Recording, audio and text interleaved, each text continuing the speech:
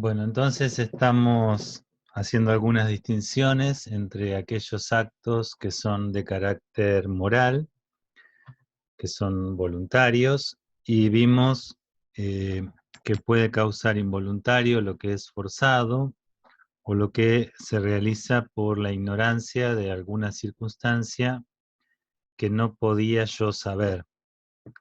Y también vimos entonces, para terminar la primera parte, lo que tenía que ver con lo que se realiza por temor, ¿sí?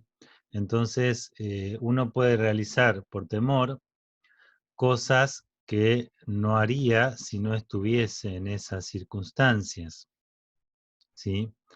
En estos casos, entonces, una persona puede ser censurada si el mal que no soportó no era grande y a causa del temor hizo algo vergonzoso. Y ser objeto de compasión si el mal que no soportó era muy grande, ¿no? Por ejemplo, bueno, si alguien, no sé, tienen atrapados a sus hijos y le piden que vaya a robar porque si no matan a sus hijos, por ejemplo, bueno, esa persona, más que objeto de censura, quizá puede ser objeto de compasión, ¿sí? Ahí no soportó un mal que, bueno, que sería muy difícil de ser soportado, ¿no? No obstante, hay quizá cosas a las que uno no puede verse forzado, dice Aristóteles, sino que debe preferir la muerte tras terribles sufrimientos, ¿sí? A ver si encuentro el parágrafo donde dice eso.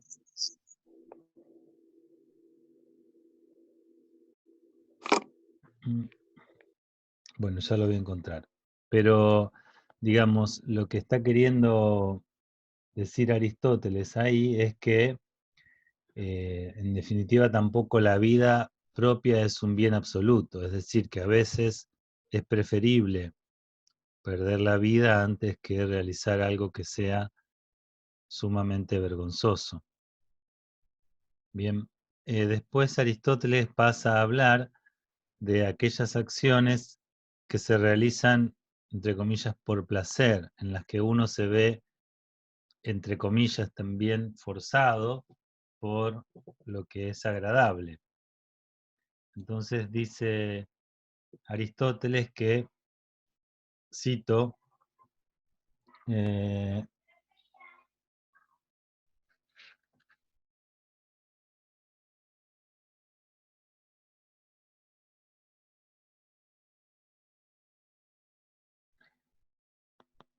esperen, bueno, porque tenía copiada la cita, después les paso la cita. Cito, si alguien dijera que las cosas agradables son forzosas, pues siendo externas, las cosas que nos atraen, ¿no?, nos compelen, todo será forzoso para él. Es ridículo culpar a la causa externa y no a nosotros mismos cuando hemos sido, porque está más adelante, ya me acuerdo esta cita, cuando hemos sido tan fácilmente casados y atribuirnos las acciones hermosas a nuestro mérito, pero imputar las vergonzosas al placer.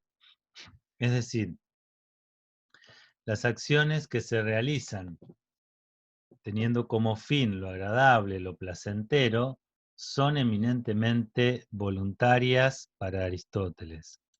Es decir, yo no puedo decir que, bueno, lo hice porque me dejé llevar, ¿no?, por el placer que me causaba tal o cual acción. Me vi arrastrado por ello. Bueno, lo que te diría Aristóteles es que si vos te ves arrastrado por ello, es que sos responsable de haber forjado tu carácter y de alguna manera, no haber tenido la capacidad suficiente para ser una persona, aunque no sea virtuosa, por lo menos continente, ¿no? Bien, respecto de las acciones voluntarias, ¿sí? Las acciones voluntarias son aquellas que proceden de un principio intrínseco con conocimiento del fin. Es decir, las acciones que son voluntarias son acciones en las que ya al principio, a diferencia de las forzosas, no es extrínseco, sino intrínseco, es decir, proceden de mí mismo, y hay conocimiento del fin al que yo me dirijo con mi acción.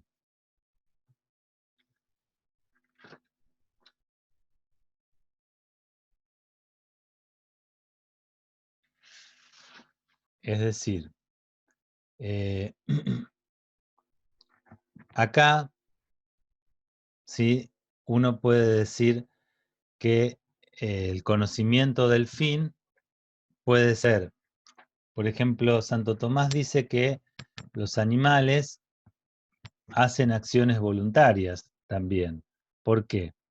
Porque conocen el fin al que se dirigen y sus actos proceden desde sí, desde dentro. Pero en realidad, ahí Santo Tomás hace una distinción entre lo que sería un conocimiento del fin perfecto o imperfecto.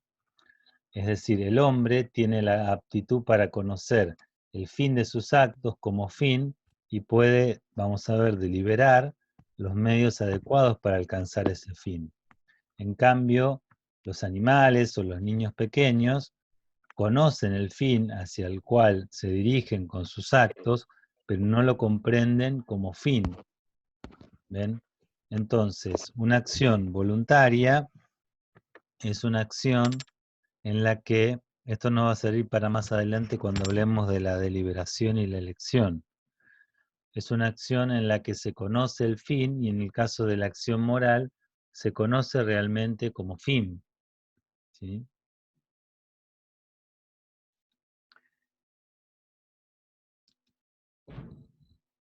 Bien. ¿Se acuerdan que yo también hoy les dije que había una acción que era no voluntaria? ¿Sí? Entonces, que se distinguía lo involuntario, lo voluntario y una distinción que era lo no voluntario. ¿Sí? Entonces, esa acción es, de alguna manera, la acción que, cuando un agente sin negligencia de su parte desconoce alguna circunstancia en la que se inserta su acción y por este motivo realiza un acto reprobable, pero luego, al tomar conciencia de este hecho, no experimenta pena por lo que hizo. Y acá volvemos al ejemplo del coto de caza. ¿Se acuerdan? Es decir, supónganse que si yo estoy en un coto de caza y le disparo a algo que se mueve detrás de unos arbustos creyendo que es un ciervo y resulta que mato a mi enemigo, ¿sí? Entonces, si yo me lamento de haberlo hecho, era una circunstancia que no podía conocer, pero me lamento de haberlo hecho, entonces es involuntario. Pero si yo, cuando me doy cuenta que es mi enemigo, bueno, me pongo un poco contento, de algún modo hago que mi voluntad acompañe a ese acto, aunque sea posteriormente al acto, ¿sí?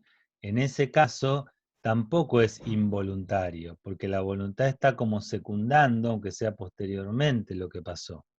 Entonces Aristóteles lo llama no voluntario. ¿Sí? Luego Aristóteles va a distinguir las acciones que se realizan con ignorancia o en estado de ignorancia. ¿Sí? ¿Ven? Es decir, las acciones que se realizan en estado de ignorancia son aquellas acciones que, por ejemplo, si alguien realiza cuando pierde el control de sus actos, hace algo objetivamente malo a causa de el alcohol, por ejemplo, ¿no?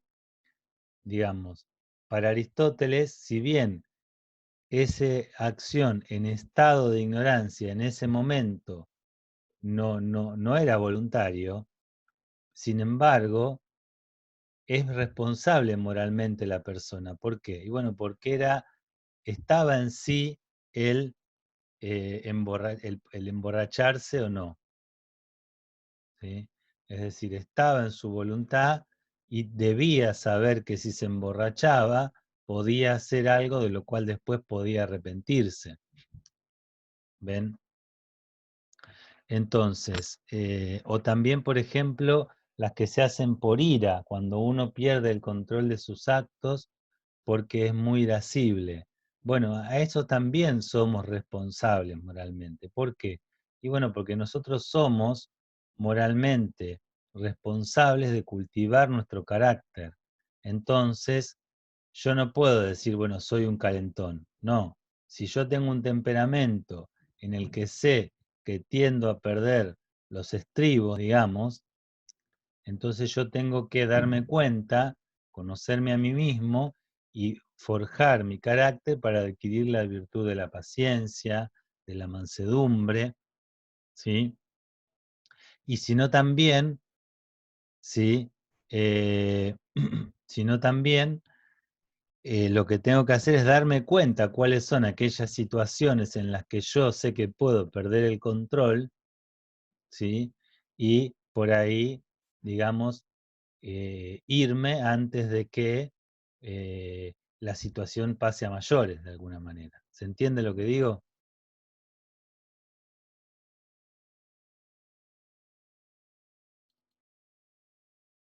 Ahí en el chat me parece que había algo. A ver, esperen un segundito.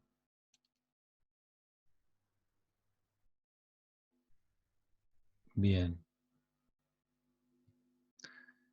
Eh, Carlos compartió un texto que es muy interesante, que es el texto Aristóteles de Ross. Es muy recomendable. Yo también creo que se los había recomendado. ¿Por qué? Porque Ross va siguiendo prácticamente haciendo una síntesis de cada uno de los libros de la ética en el capítulo que dedica a la moral en su libro Aristóteles, va haciendo una síntesis.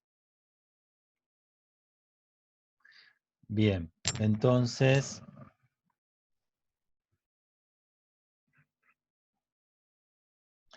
estoy en 1110b25. Obrar por ignorancia parece cosa distinta de obrar con ignorancia, pues el embriagado o el encolerizado no parecen obrar por ignorancia, sino con ignorancia. ¿Sí? Después dice abajo, todo malvado desconoce lo que debe hacer y de lo que debe apartarse, y por tal falta son malvados. ¿Ven? Es decir, lo que Aristóteles está queriendo decir acá es que uno no puede desconocer los principios morales, es decir, lo que más adelante Santo Tomás va a llamar los preceptos de la ley moral natural, que son los fines de las virtudes fundamentalmente, ser justo, ser moderado, ser valiente, ¿sí? Ser prudente. Uno no lo puede desconocer, hay cosas que no puede desconocer. Yo puedo quizá tener dudas sobre cómo ser justo aquí y ahora en estas circunstancias determinadas, pero yo no puedo desconocer que tengo que ser justo. Yo no puedo desconocer que tengo que ser moderado. Puedo desconocer y causar involuntario alguna circunstancia en la que se inserta mi acción, pero no cualquier circunstancia. Tiene que ser una circunstancia, como yo les dije, del ejemplo respecto del coto de caza. Yo no puedo desconocer, como les dije, el ejemplo del bebé, que al bebé las frutillas les pueden hacer mal, ¿sí? Es decir, yo soy moralmente responsable de forjarme a mí mismo, ¿sí? Moralmente. Entonces yo no puedo alegar ignorancia, ¿sí? Es decir, la mayoría de los actos eh, humanos, ¿sí? A medida que uno va de algún modo haciéndose grande, cada vez es más responsable frente a sí mismo y frente a los demás. Y hay muy pocos actos en los que, ¿sí? Hay muy pocos actos en los que uno puede, digamos, alegar que no es responsable moralmente. ¿Ven? Hoy en día, sí, Vera, ¿querés hablar? No, estaba pensando que es interesante, o yo por lo menos conecto con el libro 10, sin spoilearlo, pero el rol de la educación aparece, ¿no? Porque de dónde saldría este conocimiento no es algo innato, ¿no? Ahí me parece que está bueno. ¿El micrófono? Sí, puse el micrófono y ahí lo apago. No, no, está bien, está bien. Bueno, la educación juega un papel importante, pero no obstante, Aristóteles ya lo menciona, lo vamos a ver más adelante en el libro 3 de la Ética, y después eso lo desarrolla mucho más Santo Tomás. El hombre tiene, ¿sí?, lo que se llama el hábito, lo que los escolásticos van a denominar el hábito natural de la sindéresis, que es el hábito de conocer los principios morales primarios, los principios morales fundamentales. Es un hábito de carácter natural, es decir, hay determinadas cosas que, salvo una deformación cultural que sería muy difícil de imaginar en la práctica, hacen que uno no pueda desconocer los principios morales fundamentales. Por ejemplo, todos apenas nacemos vamos desarrollando, como yo les he dicho otras veces, la noción de lo propio, ¿sí? Lo primero que dice un nene es mío, ¿sí? Cuando va creciendo, lo propio, ¿ven? Y enseguida, ¿sí? Cuando yo más o menos me hago una cierta idea de lo propio, también me hago una idea de lo no propio, o sea, de lo ajeno, ¿sí? Y entonces como instintivamente yo digo mío y estoy más o menos conscientemente juzgando que nadie puede arrebatarme lo que es mío, ¿sí?, inmediatamente yo juzgo que no puedo tomar lo ajeno. ¿Ven? El precepto que invita a la justicia, ¿sí?, es un precepto que es muy difícil cegarlo culturalmente. Por ejemplo, ¿ven? El precepto, ¿sí?, que invita a la fortaleza, que la fortaleza es la virtud que a mí me motiva a defender lo que es justo. Ven, enseguida, instantáneamente, cuando alguien le quiere arrebatar el juguete, un nene, si viene otro y le quiere arrebatar el juguete a su amigo, ¿sí?, le sale la ira para defender a su amigo, ¿ven? Porque capta, aunque sea más o menos confusamente, que es preciso defender lo que es justo, ¿sí? ¿Ven? Entonces, es verdad que los preceptos de la moralidad los aprendemos fundamentalmente en nuestra educación, pero también hay un hábito, una visión de esos preceptos que es connatural en el hombre, porque el hombre es un ser naturalmente moral. ¿Se entiende?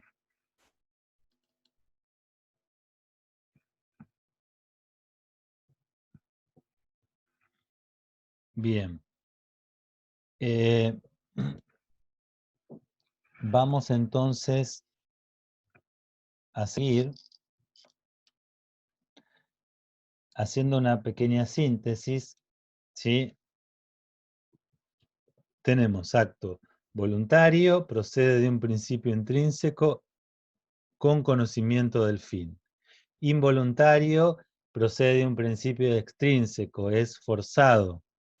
Después está esa opción de lo no voluntario, y ahí es cuando yo, ignorando una determinada circunstancia que no podía conocer, hago algo reprobable, y después que lo hago, consiento en eso. Es decir, no me duelo de haber matado a mi enemigo.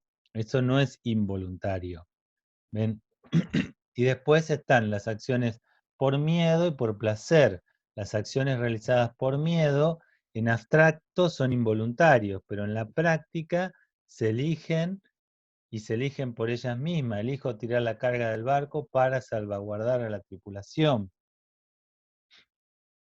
Y después las que se hacen por placer, bueno, puede ser que yo me sienta arrebatado por lo placentero y haga algo moralmente reprobable, ¿sí? Me dejé llevar. Lo que te diría Aristóteles es que vos sos responsable de educar tu carácter como para no dejarte llevar, ¿sí? ¿Ven? Vivimos en una cultura en la cual cada vez más se tiende a deslindar la responsabilidad moral de las personas y a, de alguna manera, justificar todo por el contexto social en el que están insertas, de manera tal que si el contexto es malo, cada vez la persona se hace menos responsable hasta licuarse su responsabilidad moral. Es decir, yo lo que diría respecto de eso es que es verdad que, bueno, al que se le da mucho se le va a pedir mucho y al que se le da poco se le puede exigir menos, ¿sí? Pero también es cierto que seguimos siendo libres y que en el fondo todos somos responsables de ir forjando nuestro carácter moral. Aquel que tiene ejemplos malos, muchos ejemplos malos en su vida, es muy improbable que nunca haya tenido ejemplos buenos que lo hayan hecho pensar. Como aquel que tiene ejemplos buenos, es muy improbable que nunca haya tenido ejemplos malos que lo hayan hecho dudar. ¿Se entiende? ¿Qué querés, Victoria, querés hablar? Habla, si querés. Sí, no entendí muy bien la diferencia entre, porque creo que dijiste acciones en estado de ignorancia y cuál sería la otra, no entendí eso. Claro, por ignorancia. Es decir, por ignorancia es cuando yo ignoro, ¿sí? Si yo ignoro los principios de la moralidad, las leyes morales, yo soy responsable moralmente, porque no puedo ignorarlo. También hay circunstancias que yo no puedo ignorar. Acuérdense del caso del bebé al que le doy un licuado de frutilla. Yo no puedo ignorar que no le puedo dar frutilla al bebé. Por ignorancia solamente me excusa, ¿sí?, la ignorancia de una determinada circunstancia que yo no podía en absoluto conocer. Por ejemplo, que mi enemigo iba a estar paseando en el coto de casa. Yo eso no lo podía conocer. Pero ven, yo tengo que ser, mi ser moral implica que yo, digamos, ven cuando un padre dice, bueno, vieron, los que tenemos hijos, yo siempre a veces le digo a mi señora, no hay que ser fatalista, pero uno tiene que de algún modo pensar lo peor. ¿En qué sentido pensar lo peor? En el sentido de decir, bueno, a ver, la escalera, vos pensás que se puede caer, entonces vos, el nene de la escalera, ¿sí? Entonces vos tenés que, bueno, poner una baranda adecuada, si el escalón no tiene antideslizante, poner esa franja de antideslizante, no pensar que no se va a caer, ¿sí? Es decir, yo no, hay cosas que no puedo ignorar y como agente moral tengo que anticiparme a los peligros que pueden acontecer, sobre todo con aquellas personas que están bajo mi cuidado. Es decir, yo no puedo decir, uy, no sabía que le podía hacer mal la frutilla. Yo no puedo decir, uy, no sabía tal cosa. Es decir, yo no puedo decir, uy, no sabía el libro 3 de la ética nicomaquea, porque hoy tenía que hablar de ustedes de eso. ¿Ven? ¿Se entiende, Victoria? Es Pero decir, también es me parece que es uno de los principios de las leyes, que uno no puede decir que cometió esa falta porque ignoraba la ley. Ya es uno de los principios establecidos en la ley. bueno, exacto, es decir, las leyes morales fundamentales yo no puedo desconocerlas, ¿sí? y soy responsable frente a mí mismo y frente a los demás de ellas. Y no puedo desconocer también, ¿qué cosa? Bueno, aquellas cosas que hacen que yo pueda cumplir de manera excelente la función que tengo que cumplir en la sociedad. Yo tengo que cumplir el rol de docente. Bueno, yo no puedo decir no sabía. Tengo que prepararme para cumplir lo más excelente que pueda dentro de mis circunstancias ese rol. Tengo que conocer lo que implica el rol docente, mis obligaciones, ¿sí? Tengo que conocerle, no puedo decir, yo no sabía que te tenía que contestar el mail, ponele, ¿sí? Que ustedes me escriben haciéndome una consulta. Porque dentro de las obligaciones mías como docente está responder las consultas de los estudiantes. Entonces yo Yo no puedo... te llevo algo de lo cotidiano. Una vez me estacioné en un lugar y yo no vi ningún cartel. Estaba lleno de árboles, era verano lleno de árboles y bueno, y me multaron, porque había estacionado mal. Y yo le dije que, bueno, que yo no había visto ningún cartel. Y me dijeron, bueno, ese es un desconocimiento suyo, se tendría que haber fijado porque es una... Bueno, el cartel estaba escondido entre las hojas de los árboles. Me multaron igual. Claro, bueno, No sé. ahí es opinable porque por ahí si el cartel está escondido, digamos, puede ser que se haya hecho un poco de manera tramposa, ¿no? A Pero, veces, a veces pasa. claro, por eso. Pero quiero decir, se entiende, en estado de ignorancia también soy responsable, porque yo soy responsable de emborracharme o no. Claro, cuando ya soy un borracho perdido, lo más probable es que sea cada vez menos dueño de mis actos. Pero de algún modo fui responsable la primera vez que, por ejemplo, tuve un problema que me angustió y en lugar de ir a hablarlo con un amigo y pedirle un consejo, fui y me compré una botella de vino. ¿Ven? Entonces, digamos, acá no estamos para juzgar a nadie, digamos, lo que estamos tratando es de analizar objetivamente lo que son las acciones morales que causan de alguna manera responsabilidad en el individuo y son objeto de reproche moral, ¿sí? Entonces, si yo, claro, cuando ya soy un borracho perdido, lo más probable es que cada vez sea menos dueño de mí mismo y cada vez pueda elegir menos entre asumir este problema o tomarme una botella de vino. Pero la primera vez que lo hice, ahí fui responsable de, en lugar de afrontar la cosa, fui y dije, más sí, total es más fácil ir y comprarme una botella de vino y me olvido. ¿Se entiende lo que quiero decir?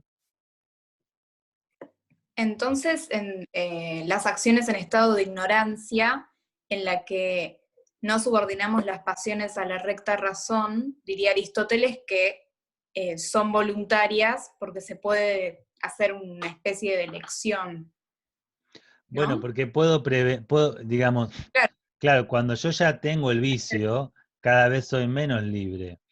Ustedes tengan en cuenta esto, que las virtudes cada vez nos hacen más libres, los vicios cada vez nos hacen más esclavos, las virtudes cada vez nos hacen más humanos, porque lo propio de la humanidad es la libertad psicológica frente a las pasiones. Los vicios cada vez nos hacen más esclavos de nuestras pasiones, ¿sí? Entonces, aquel que se embriaga es responsable de haberse embriagado. Quizá, claro, salió y mató a alguien con el auto, conduciendo borracho, y él no estaba queriendo efectivamente matar a alguien, pero debió pensar que si se embriagaba y conducía, ¿sí?, podía poner en riesgo la vida de alguien. Es decir, cuando uno desglosa un poco esta concepción de lo voluntario en Aristóteles, lo que se da cuenta es que el hombre muy pocas veces puede decir, bueno, no fue culpa mía, ¿sí? Es decir, lo que Aristóteles nos enseña es que nosotros tenemos que hacernos cargo de forjar nuestro carácter mediante las virtudes. ¿Para qué? para hacernos capaces de cumplir lo que la ley moral indica. ¿Sí? Por eso, volvemos al libro primero, Aristóteles dice, forjar un temperamento, un carácter virtuoso es no importante, sino lo más importante desde la juventud. ¿Sí? Es decir, es lo más importante. ¿Por qué? Porque de eso depende todo lo demás. Y por eso la moral de Aristóteles, vuelvo a insistir en esto, ¿ven? La moral de Aristóteles no es una moral en la que nos preocupe saber qué está bien o está mal. Para Aristóteles, ¿sí? Y para toda la moral de la Edad Media, todo el mundo sabe en términos generales lo que está bien y está mal. Lo difícil es hacerme a mí capaz de lo bueno. Por eso el bien es arduo, dice Aristóteles. Por eso obrar bien es difícil, ¿sí? Porque yo tengo que forjar en mí un determinado carácter moral que me haga capaz de lo bueno. Porque no es difícil conocer lo bueno. ¿Ven? Sócrates pensaba que uno conociendo lo que era la virtud ya la podía practicar. El Sócrates Platón, pero no es así. Muchas veces uno se da cuenta, ¿sí?, de lo que está bien. Eh, mm, Acá por ahí, no sé, es lo que dice, lo digo porque es algo bíblico, pero es conocido, digamos, es culturalmente conocido. San Pablo tiene una frase que dice, hago el mal que no quiero y dejo de hacer el bien que quiero. ¿Ven? Es decir, ¿qué es lo que está pasando ahí? Uno se da cuenta del bien, pero no lo puede hacer, no se siente con fuerzas para cumplirlo, ¿sí? En cambio, hace el mal que no quiere. Yo digo, bueno, voy a ser paciente con mis hijos, ¿sí? Pero ¿qué pasa? Ante la primera de cambio, los cago a gritos. ¿Ven? Hago lo que no quiero. ¿Por qué? Y bueno, porque no he sabido cultivar la virtud de la paciencia. ¿Ven? Entonces lo difícil no es saber que tengo o no que ser paciente. Lo difícil es ser paciente en las circunstancias concretas que ponen a prueba mi paciencia. Pero para eso tengo que cultivar las virtudes. Por eso la moral, lo más difícil para la moral es a mí hacerme capaz de lo bueno. ¿Ven? ¿Qué va a decir? Esto es interesante también. ¿Por qué? Porque en el fondo, ¿qué es lo que inaugura la cosmovisión cristiana luego de la cosmovisión griega? ¿Sí? En esto que yo les dije respecto de San Pablo. ¿Qué es lo que inaugura la cosmovisión cristiana? Bueno, una idea que va a ser fundamental en Agustín de Hipona, que es la idea de la gracia. Es decir, cuando Agustín se da cuenta de esto, de que muchas veces, ¿sí?, uno quiere hacer el bien porque lo reconoce, pero se siente sin fuerza para practicarlo, lo que descubre Agustín es la idea de la gracia, que en la medida en que acepta la fe, va a tener la gracia para hacer lo bueno que sin esa fuerza iba a poder hacer. Claro, esto ya es otro discurso, no es un discurso meramente ético de orden racional. Pero ven, la clave está en comprender que lo más difícil de todo no es conocer lo bueno de lo malo, sino en hacerme a mí capaz de lo bueno. Pero para eso, lo primero que tengo que hacer es querer lo bueno, ¿sí? Es decir, sobre todo, cada uno de ustedes puede pensar como crea, como mejor le parezca, ¿sí? Pero en este discurso, en el discurso de la ética de Aristóteles, estamos bajo la convicción, vamos a ver después en el capítulo 4, de que hay una distinción entre el bien real y el bien aparente. Hay un bien real que es objetivo, que no depende de mi consideración subjetiva. ¿Ven? Y es el bien para el hombre. Para el hombre es para todos los seres humanos, ¿sí? Para Victoria, para Ana, para Martín, para Agostina, para Carlos, para Maxi, para todos es el bien del hombre, objetivo, ¿sí? Y entonces, el bien no es de carácter subjetivo. ¿Ven? Entonces, ¿qué es lo que nos distancia, que a veces nos cuesta comprender la ética de Aristóteles, que nos pone tan a distancia? Que nosotros ya solemos no pensar en esta idea del bien como en términos subjetivos. ¿Sí? El bien es lo que me parece bueno a mí. ¿Ven? Solemos pensar nosotros. Pero en cambio Aristóteles va a decir, no, hay un bien humano que es de carácter objetivo y yo tengo que hacerme capaz de eso bueno. ¿Y por qué tengo que hacerme capaz de lo bueno? Y bueno, volvemos al inicio de la ética nicomaquea, porque el hombre no es naturalmente virtuoso, aunque es natural, capaz de recibir la virtud. ¿Sí? ¿Y por qué tiene que recibir la virtud? Y bueno, porque en el hombre se manifiesta una cierta escisión. Ven, el hombre tiene una naturaleza doble, una naturaleza compleja. El animal se mueve por el instinto y su instinto lo lleva, ¿sí?, a buscar los bienes específicos de su naturaleza. En cambio, el animal, el hombre, tiene una naturaleza doble, tiene razón y tiene pasión. Y muchas veces percibe que su pasión acompaña el dictamen de la razón. Es decir, que su pasión lo lleva hacia lo realmente bueno. ¿Sí? Tengo que recibirme de profesor de filosofía. ¿Por qué? Porque es un bien para mí. Y porque yo sé que siendo profesor voy a poder hacer bien a otras personas. Entonces la pasión me mueve, me da fuerza para levantarme temprano para estudiar, etc. Pero sin embargo, muchas veces yo me doy cuenta que la pasión me lleva a un lugar contrario del cual que me dice la razón. ¿Sí? Veo la torta de chocolate ahí en la mesa y digo, no, no tendría que comer más, pues ya me comí 2 porciones. Y sin embargo, me autojustifico y digo, bueno, total una porción más, mañana salgo a caminar 2 cuadras más. ¿Ven? Entonces, ¿sí?, me autojustifico y en el hombre está esa decisión fundamental en que muchas veces lo instintivo, lo apetitivo, me lleva a lo contrario de la razón. Por eso necesito la virtud. La virtud lo que va a hacer es unificar mi naturaleza.